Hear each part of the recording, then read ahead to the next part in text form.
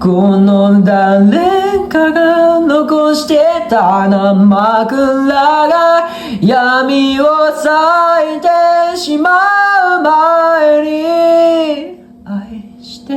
しまった全部降りかかった呪いも全部燃えしてしまった想いを全部守れるほどの光を力が伴う悪意振りほどいて耳は聞こえちゃいないだが勇者は今力はいらない身に任せて